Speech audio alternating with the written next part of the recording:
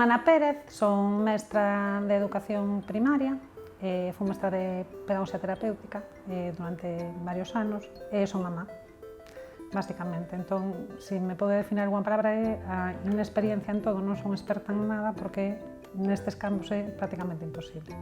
E hoxe quero vos falar vou vos falar das miñas reflexións sobre a motivación para aprendizaxe, sobre motivar un pouco para aprender.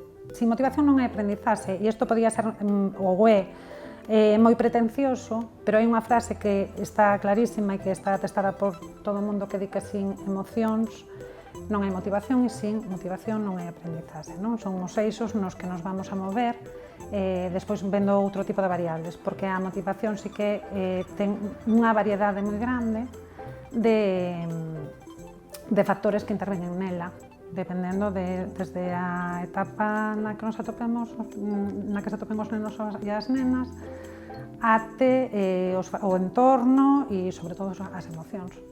A motivación, cando se liga a unha emoción, perdura moitísimo máis no tempo. Entón, a nós, como educadoras e educadores, o que nos interesa é unir motivación e aprendizaxe a emocións placenteiras para que perduren no tempo e para que nós teñamos esa posibilidade de aprender a aprender, non? Porque se nos asociamos a unha emoción positiva e agradable, unha aprendizaxe, vamos a buscar esa emoción. Sin embargo, como pasou noutros tempos, se asociamos a aprendizaxe ao medo, sí vai haber aprendizaxe, pero vai estar tan vinculado a esa sensación desagradable que vamos a tender a evitalo. A motivación empeza sendo extrínseca en casi todos os momentos, non? Buscamos un reforzo social ou un reforzo que nos acolla placer, e esa motivación en principio é extrínseca. E pouco a pouco, se o proceso é positivo, vamos atopando a nosa motivación intrínseca, que é cara onde tendemos, o que queremos conseguir os educadores e as educadoras e o que nós como persoas adultas conseguimos, non temos. Eu estou aquí por unha motivación totalmente intrínseca, non? En principio, as nais somos moi importantes xa desde antes do nacemento. Hai estudios que xa din que o primeiro que recoñecen os nenos e as nenas é o ritmo da voz, non? E o ritmo que ten a lingua materna da súa mamá cando lle fala, incluso as músicas que máis escoita, non? Entón, xa desde que temos esa concepción xa podemos empezar a estimular un pouco o que é a aprendizaxe do neno e da nena. A partir de que a nena nace e o neno nacen, a primeira etapa, que é aproximadamente hasta os 3 anos, está marcada sobre todo polos sentidos, non? Eles teñen que aprenderse do entorno, entón que lle vai motivar todo aquilo que sexa novidoso, todo aquilo que sexa distinto e, sobre todo, tanto no entorno cercano, no contexto, como nas persoas, non? Entón, nesa idade na que eles están aprendéndose do mundo, é importante darlles os estímulos necesarios, pero non sobreestimulalos, e logo ser moi conscientes que o estímulo principal, un dos estímulos maiores para a aprendizaxe da linguaxe, porque a linguaxe aprendese nesa etapa, somos nós. Vale? Na repetición, nos xogos, nas cantigas, os versos, todo eso que nos podamos ir aprendendo, pero sin sobreestimulalo. Entón, para motivar esa etapa, sobre todo, presentarlle estímulos visuais, auditivos, a voz, escoitar unha voz é unha motivación que é o motor que lle axuda a moverse para un lado para outro, e sobre todo as miradas, non? En esta etapa, pero sin forzar todo isto e dándolle a suficiente autonomía, que non é doado, prefiro. Estamos facendo miles de cousas ao mesmo tempo, non estamos pretensiándonos todo isto, pero bueno, quede claro que esas son así as bases, e sempre nun entorno onde o que prevaleza ou a emoción que prevaleza é esa alegría, porque sí que o que está hai diversos experimentos que o que nos contan é que nenos e nenas que viven nesta etapa de 0 a 3 anos situacións de rexeitamento ou de violencia, non? O que eles aperciben así, de maiores temos adultos moito máis depresivos e desde logo moito máis infelices, non? E con unhas ganas de aprender bastante diferentes, non? Realmente non nos motiva cando si temos un entorno que é gratificante, que a alegría sexa, que a alegría non é unha emoción destas que non é a sorpresa, nin é unha emoción que te que te esgote, non? Senón que está aí presente, non? Pois os nenos e as nenas son nenos máis sanos emocionalmente, que máis optimistas e que teñen unha progresión mellor. Bueno, e outra cousa importante neste mundo que vivimos no que as pantallas pois marcan un pouco, non, a vida dos nosos nenos, que nesta idade non son necesarias e moitas veces son perjudiciais. Por que? Porque eles o que necesitan nesta época da súa vida é acción para aprenderse do mundo, e as pantallas, e utilizar cantos máis sentidos mellor, apropiarse do entorno, non? E das persoas. E as pantallas, nós cando usamos unha pantalla só temos dous sentidos que estamos utilizando, a vista e o oído, basicamente, e ademais de iso somos suxeitos pasivos, máis nesas idades, non? Que non estamos, somos suxeitos pasivos, co cal desaconsellase a utilización das pantallas nesa época. Aí xa empezamos a poder poñerlle nome ás emocións para que eles empecen a regulalas, a ser quen de regular as emocións. O sea, as emocións sentímolas, nós non podemos evitar sentilas, non? Pero chega unha idade que nós podemos ser quen de decir, bueno, ahora estou sentindo isto, vamos a regular, non vou a estoupar, non? En disciplina positiva faise moi ben eso, non? Que decir, estamos así, cando temos ira, é como se estoupáramos, non? Entón vamos a manternos un pouco contidos. Bueno, pois ter esa aprendizaxe emocional é importante, poñerte nome ás emocións e saber isto é o que me está pasando, non? Vou a ver se son quen de xestionarlo.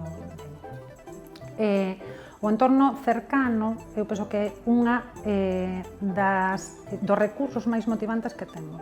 Entón, se eu ao meu neno pequeno, a miña nena pequena, lle digo, viches un caracol, vamos a verlo, mira que teño aquí, mira que teño, non? Provoco esa sorpresa, ese cambio de ritmo, non? Ese, bueno, pois vamos a ver que pasa, non?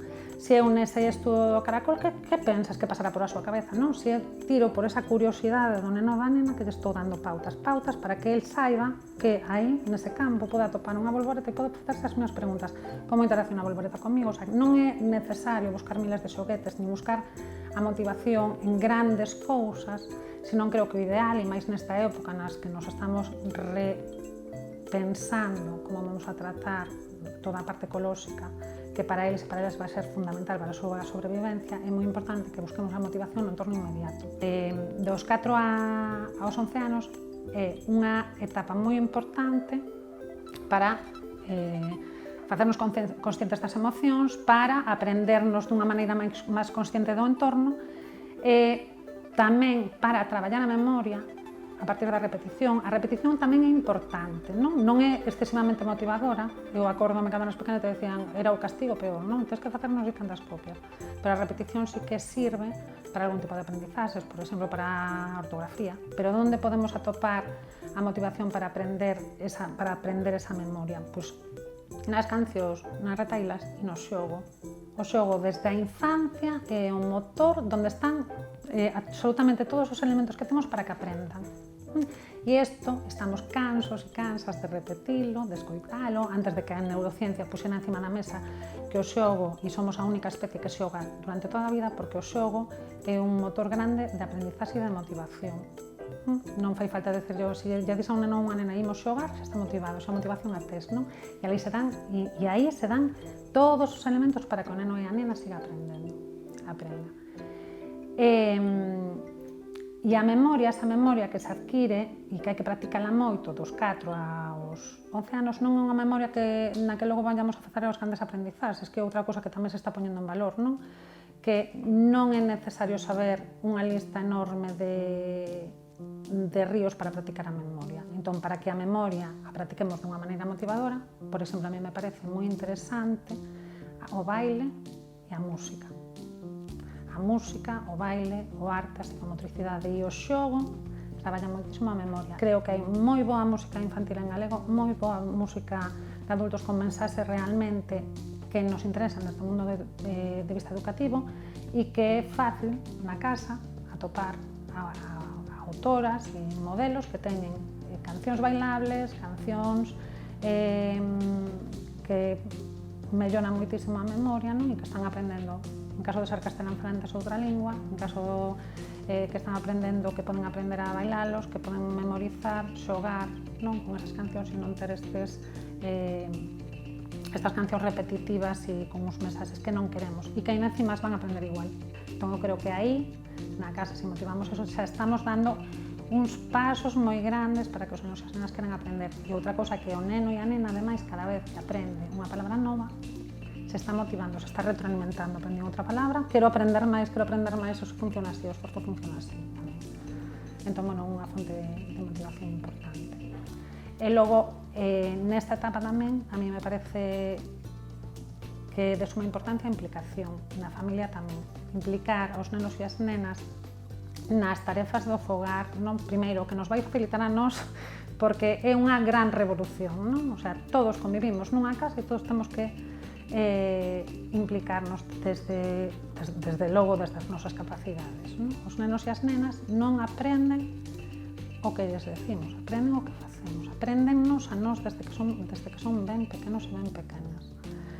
Entón, nós tamén deberíamos, ou se queremos motivar os nenos e as nenas, pois moitas veces é un traballo de introspección e de saber que queremos nós, que lle desexamos aos nosos fillos e as nosas fillas, que modelo educativo queremos darlle, non? Mais ou menos este foi o marco, non? Ou a fronteira onde nos podemos mover, unha fronteira así pintada con xiz, para poder borrarla cando queiramos, de onde nos podemos mover para motivar os nosos nenos e as nosas nenas, e agora vou dicir o que eu creo que non debemos facer e o que os estudos din que non debemos facer nunca, non? Un enemigo moi grande da aprendizaxe son os prexuizos. De feito, hai investigacións curiosas que nos contan como unha investigación concretamente sobre as matemáticas e sobre por que as nenas non collían matemáticas. Fixose un estudio como respondía o profesorado, moitas delas mulleres, cando resolvían un problema os nenos e as nenas. E a simple mirada era diferente cando se referían a unha nena e cando se referían a un neno. É un prexuízo, as mulleres non hai ningún rasgo biolóxico que faga que as mulleres non podemos ser igual de competentes en matemáticas que os homes, non? Pero simplemente ese reforzo social, ese prexuízo, vai formándote sendo máis competente ou menos competente, non? Esa motivación existe, se motivaba diferente só coa mirada aos nenos que as nenas. Eso pasa en moitos ámbitos da vida. Eu aquí vexo moito coa lingua, non? Coa nosa lingua, coa lingua galega.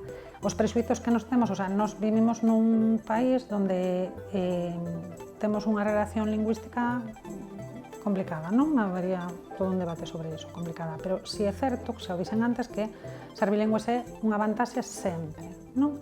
Sin embargo, cando os nenos e as nenas están aprendendo unha lingua son felices, eu escoito as familias dos meus nenos e miñas nenas que son maravillosas e que quere que aprendan o máis posible, decirlle que lle costa máis. Realmente non é iso. É un prexuízo que temos nós, que lle costa máis. Ele está ou ela están aprendendo felices, pero nós, marcando eso, repetindo moitas veces, conseguimos convencelos de que si é difícil. Entón, bueno, si é difícil, para que vale todas estas cousas. E aquí sí que, para que vas a aprender algo que te están dicindo que non vale para nada, para que vas a aprender algo que te están dicindo que é difícil, non? E ti non tes ese interés, non? É complicado. Entón, os prexuizos debemos facer, é moi difícil, todo o mundo ten prexuizos, eu tamén.